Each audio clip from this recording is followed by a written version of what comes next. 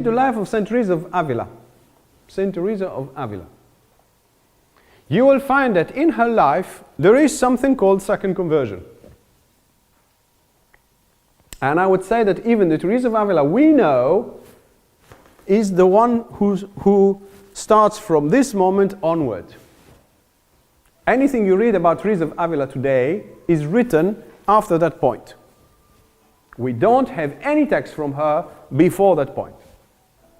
When does she start to write this? When does she start to have the second conversion? After how many years of religious life? Almost 20 years of being a nun, she undergoes a further conversion, which we call a second conversion. Why we call it second? Because the first one is here, and because she is already Christian. She's a nun.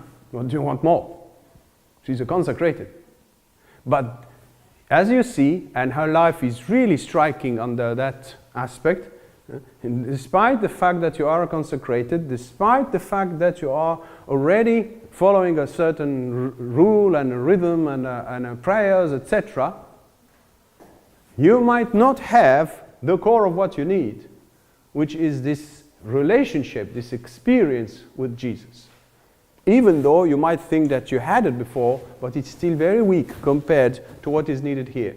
It doesn't mean that Jesus wasn't in her life before. Jesus was absolutely in her life.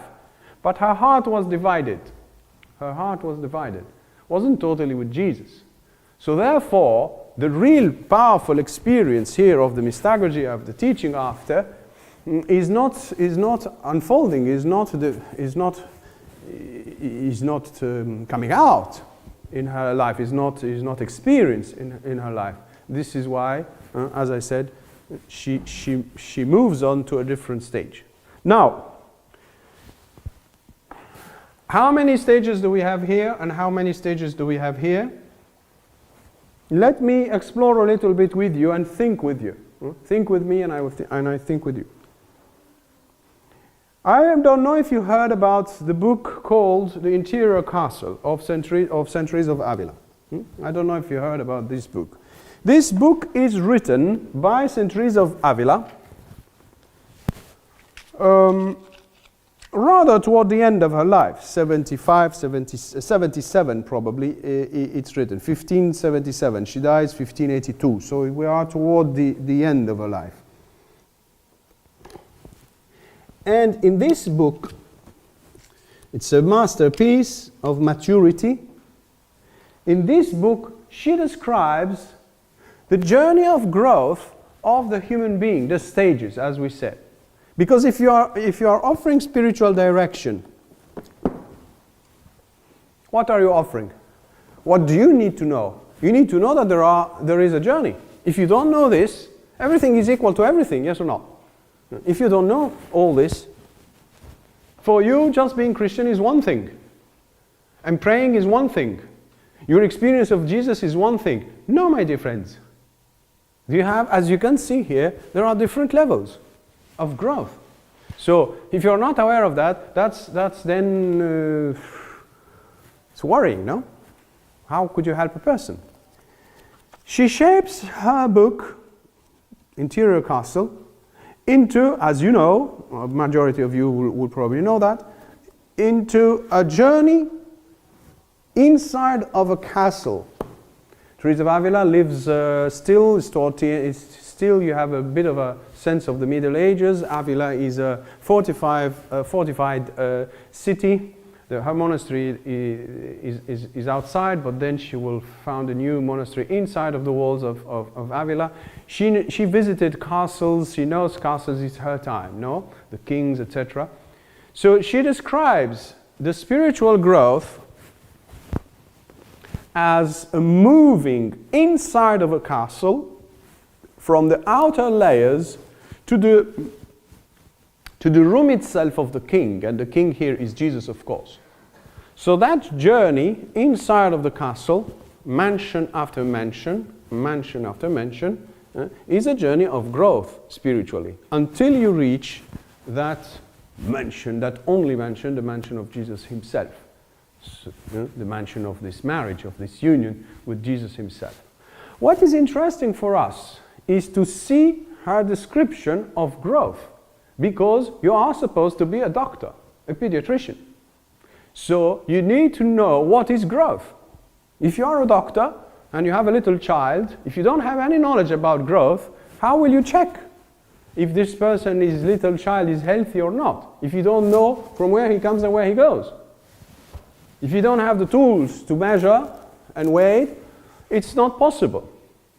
So this is the advantage of having such a book. It's not to read it in a superficial way. It's to learn from her the different stages of growth, the trials, the battles, and what is at stake at every time, and what is happening inside of us. It's not only to see and have a delight in the experience you can have or you can have, etc. It's more than that. It's to understand what is at stake, the real transformation inside of the human being. You see what I'm trying to say? So I suggest and I offer a view here of the mansions in the following way. I would put the first 3 mansions here.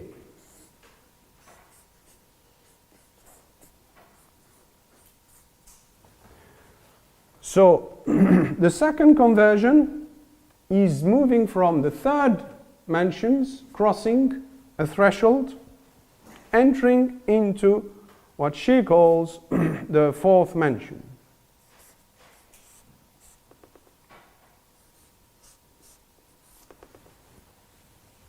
So the starting point here after the second conversion is the starting point. He started from the 4th mansions. When Teresa of Avila starts the first lines of the 4th mansions, she says, this is, from now on, it's the supernatural. Be careful, supernatural here is not the way we use the word today in English. No, supernatural means like the magic world, hocus pocus, ghosts and things world. No, it's the supernatural, it's a theological expression, and it means a different way of working of the grace of God in the human being. A different way of working of the grace of God in the human being. This is very important, because you are a doctor, and you are trying to sense and follow the work of the grace of God in the human being. So you would normally be able to sense more or less the pulse of that new life in the person. More or less. More or less. You can't be absolutely certain, but more or less you can situate the person. A person comes to you and sit down in front of you, no? Imagine you are giving spiritual direction. So you are in, I don't know, in an office or whatever you are. And then the person comes and sits in front of you and starts to tell you his or her story.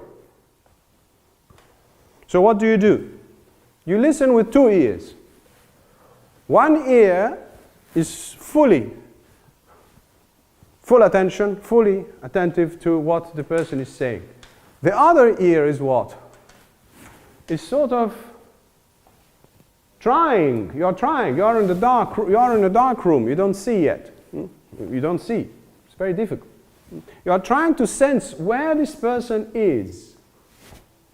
So either the person is telling you certain elements that are helping you to situate these different moments in the life of the person. Because in the end of the day, what will happen? You give a prescription in the end. And your prescription is food, medicine, rather food. So what type of food are you suggesting this person should take? You can't give a person here the food you have here, or further. You can't give the person the food that you have here if the person is here. You can't bring back a person here while if the person is here. And if she or he has it here, well, you don't have to repeat it. You see? So you need to sense more or less where is the person.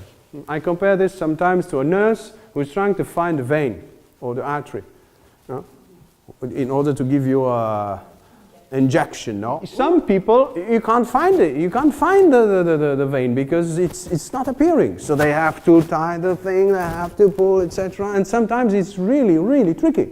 Yeah, they could go here or go there, whatever. But, so what is your job? is to sense the vein of the love, of the grace of God, of the Holy Spirit, how He's working the journey of the person. Where is the person? More or less, of course, more or less. So if you don't have any idea of the existence of these stages,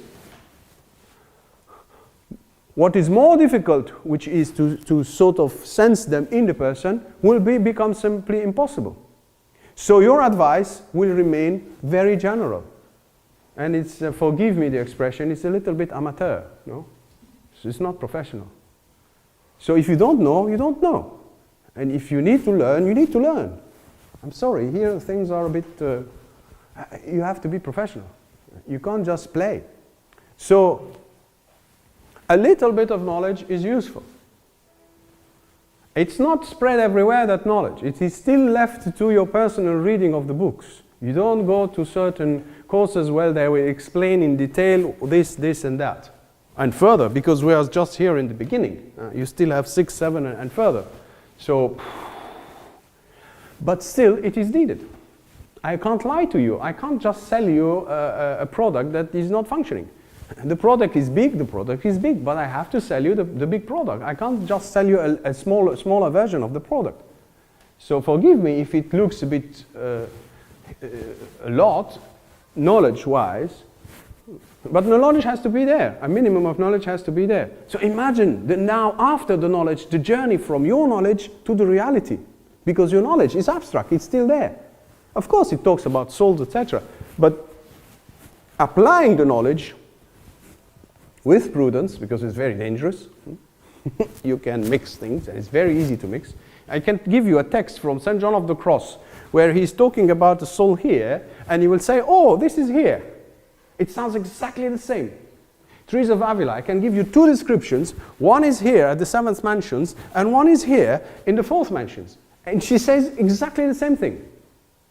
But we are not at all at the same level. And the reality inside is not the same at all. So be careful. The impression you have is something, and the reality might be different. This is why it requires a lot of prudence. And if you don't know, better to say to yourself, yes, I don't know, and better not to give an advice that you're not sure. Therefore, maybe your advice will remain general. That's fine. It's better not to harm than to put somebody in a box. So, of course, if you look at things this way, it looks too square. No? You might say, well, people are not, they don't fall exactly in the different places here, in different squares. Yes and no, yes and no, yes and no. As St. Teresa of the Child Jesus said, no, there are elements that are common to everybody. Growth is growth. We have different faces, but babies at a certain age, more or less, there is an average, they have that shape. You can't say, well, no, they might be very big or they might be still very small, and that's fine. No, there is an average. So if you don't know about the average, that's a problem, you see. Even though a baby from another can be 2 complete different worlds, I understand that, but still, there are some measurements that sort of put them in the same box. Forgive me, the expression box is horrible, okay? You got the point? What about people who are brought up in religion? Where would they fall? Think of Teresa of Avila. She's born in a Christian context. Absolute Christian context, where a little bit of Jewish possibility, ancestry, but it's a Christian context, no? Her father, her parents, they used to pray, they're the holy people, etc., etc. Absolutely. She knew about all this, even from youth. And still, despite her knowledge, there are something was lacking. But she still had Jesus. But it's not the exact same Jesus. It's like the knowledge and experience of Jesus cannot be the same. You know the reasons why she became a nun? You wouldn't accept a young girl for these reasons. Why did she become a nun? To show you, at that time, I don't know now it would be different, but at that time, it was possible. Why? Because the Christianity was the frame of everything. Today, Christianity is a minority. If you are Christians, if you go to Mass, you are a minority of a minority. But at that time, we are still is still in a way in the Middle Age where God is at the center, Christianity is at the center, and everything goes around that center, no? The king is Christian and is serving the Christian things. So, where did she become a nun? Yeah, she had a friend of hers who became a nun in that monastery. And it's a very close friend, an intimate friend, no? So she wanted to be with her friend, friendship. But there is another reason. There are two or more reasons if you dig deeper. There is a second reason. What is the second reason? To avoid mortal sin. And by mortal sin, in her case, it meant to have a flirt or not an affair, but a flirt with one of her cousins. She felt her weakness. She felt that she was very pleasant and good looking. She felt that she was attracting a lot of her cousins. She had many cousins around her, male cousins. And for fear of falling into anything, very far from what we do today, no? It's something way lighter, I think. And of course this would mean a sin, a grave sin, and this would mean what? Grave sin means what? Hell. So it was to avoid hell. For these reasons today, if you have a young girl entering in your community, you would send her back where she came from, no? I have a friend of mine who is a nun inside and I want to avoid hell. Well, that's not enough. And indeed, paradoxically, she entered, but still, the core of it wasn't enough, wasn't there. So she was up and down, up and down. Jesus, of course, is there, but it's like, who is Jesus to her? I don't know. So up and down, until that moment of conversion here. So let us come back to your question. What do people from a Christian background fit in that journey? They would fit more or less here. And if there are very committed Christians and Catholics, and please remember what I'm saying, very committed Christians who go to Mass, who are really following, abiding with the moral codes of Catholic life, etc., they would fall perfectly in the third mansion. It's not lived as a stagnation, but it is a very ordered life where mind, reason is commanding everything. So you are really a good Catholic according to these elements, these criteria. But I like very much what Teresa of Avila, how she describes it.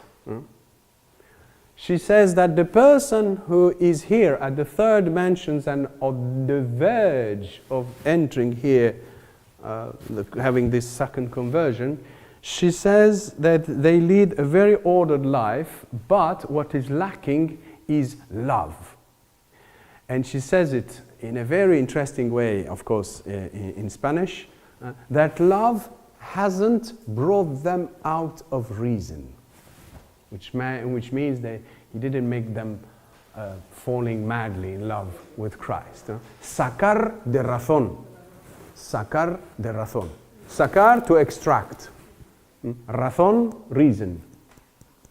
So love, the power of the love of Jesus hasn't yet extracted them from that box called reason.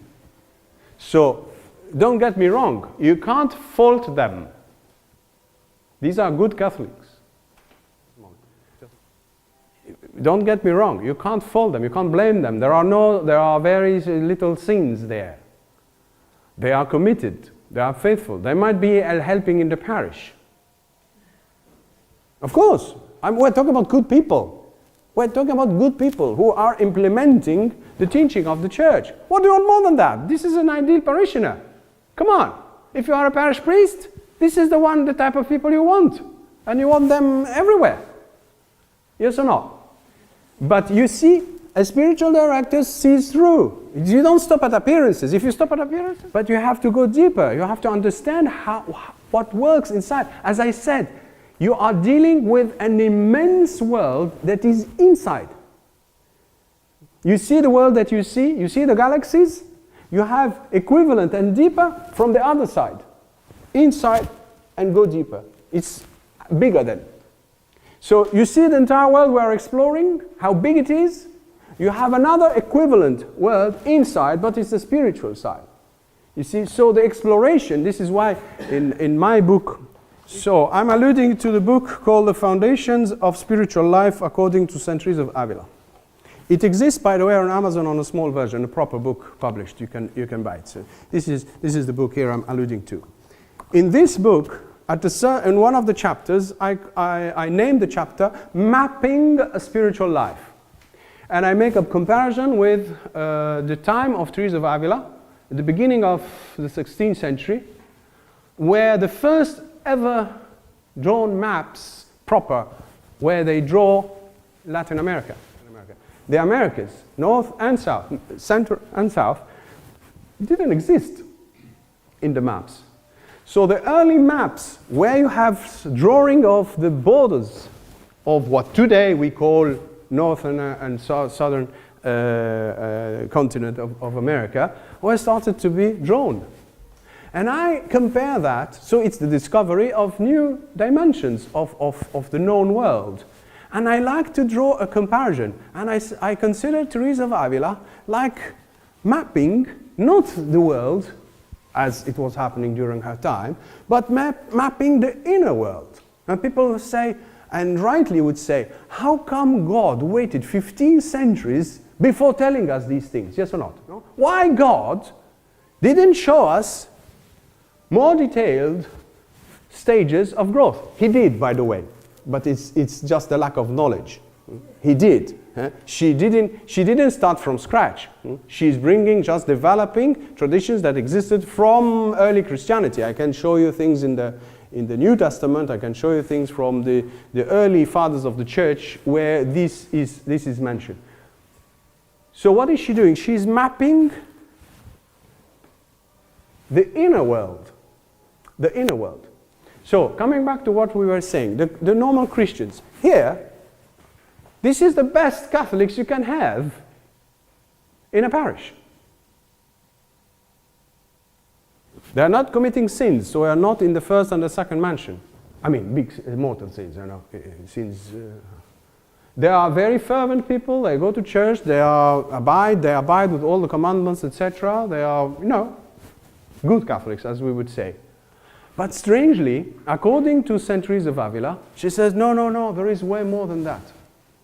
This is a good life, a good Christian life, but very ordered, but still inside of this reason. The experience of Jesus, the fire of the love of Jesus, the connection with Jesus, didn't bring them out of that box, the reason. Sacar de razón. You see what I'm saying? So, where do Christians who belong to a traditional Christianity fit in that journey? Well, probably here, 1, 2, or 3.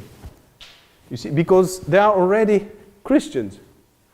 But there is something still. I would hear Sherry Waddell now saying, even amongst them, they are not necessarily hooked to Jesus. So, I hear what she would say. This is her analysis, no? She covers everything. She covers people who have a Christian background, and she covers as well people who haven't any Christian, any Christian background. So she covers both situations. You see what I'm trying to say? The conditions that would allow that sudden powerful growth from here on, you take off. From the fourth mansions here, you take off. But the conditions of taking off, or the conditions of the second conversion, this is of your knowledge as well, should be your knowledge. You should know what are the triggers of the grace of God.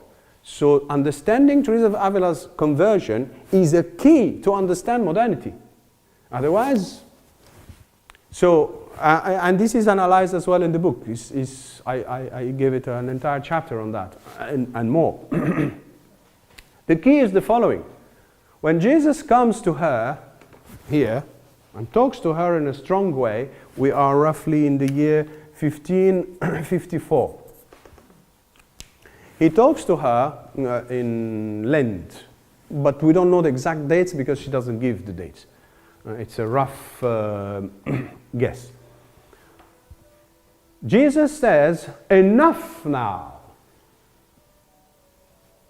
So, he's talking to a nun, who's a very faithful nun. She used to pray and be at all the offices, etc. So we're not talking about a nun who might be sort of going astray. No. But there is an element in her life that was involving her heart,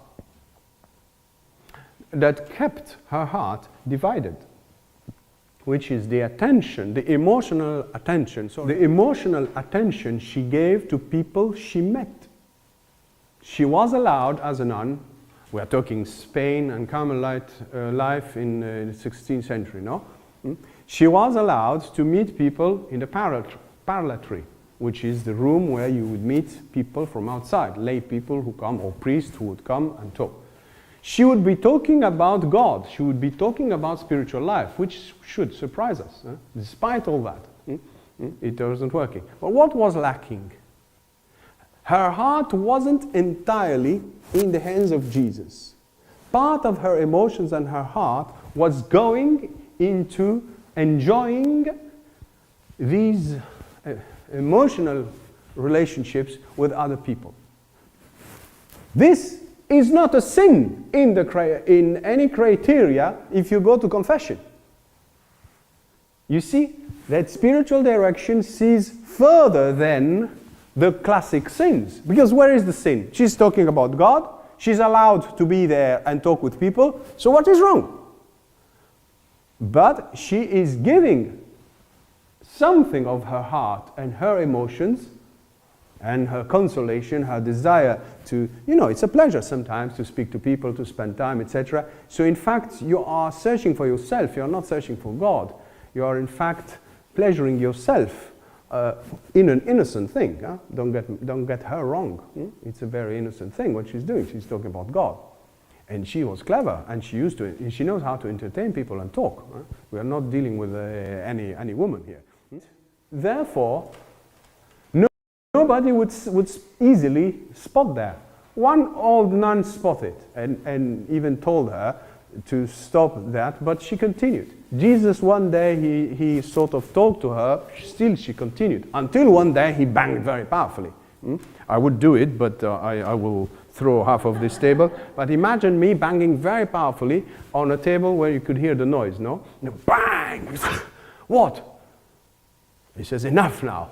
I want you to talk only to me. I don't want you to talk to anybody else. Don't take it too literally. What is literal here is I need all your heart with me. I don't want half of your heart spread outside. Give me all your heart. Give me all your emotions. Give me all your desires. I can't satisfy them, but I need them in my hand. You are not giving them to me. You are wearing the clothes, you are leading a consecrated life, you are praying every day. It's true that she had ups and downs in the years before, etc., many ups and downs. She was reading about mental prayer, which is contemplative prayer. She was practicing it on and off for many years, 19 years, on and off. She discovered recollection, how to recollect herself, etc., but still her heart, part of her heart was outside. So, can you spot that if you're a spiritual director? Here is your challenge. Here is your challenge. Can you sense if Jesus is there or not? Put your finger. Can you sense if Jesus is really there or not? Can you sense the energy and determination in the person? This is not in a book. This is you. Talking, listening, sensing. Maybe asking one or two questions, but sensing the reply. When sometimes if you have the cups, the real crystal cups, if you hit them, they have a specific sound. No, ting, and you say, oh, this is crystal. No, it's the same thing. With your questions, you are giving a little like this, and then you hear the sound that the person gives you back. This is very difficult to describe, but it is necessary to do that, because otherwise what? You are a blind person in front of a world. The person is a world. Each person is an entire world. So you are exploring a world blindfold. You don't see anything.